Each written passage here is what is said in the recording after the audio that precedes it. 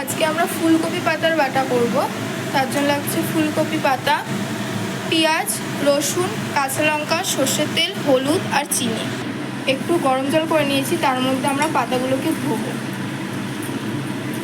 তারপরে জল থেকে তুলে আমরা এগুলো পেস্ট করে নেব, বেটে নেব।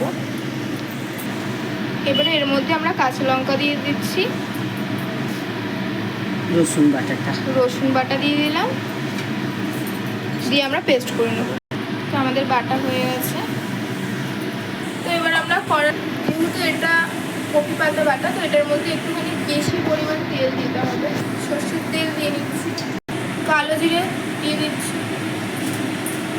আমরা পেঁয়াজ কুচি দিয়ে দিচ্ছি।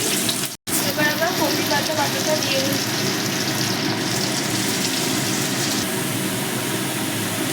এবার পরিমাণ মতো নুন,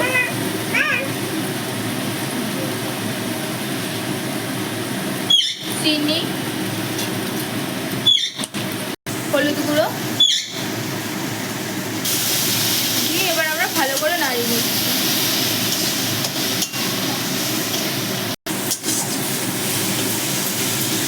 ভাজা ভাজা না হওয়া পর্যন্ত কিন্তু এটা নেড়ে যেতে হবে, নাহলে কিন্তু তলাটা পুড়ে যেতে পারে।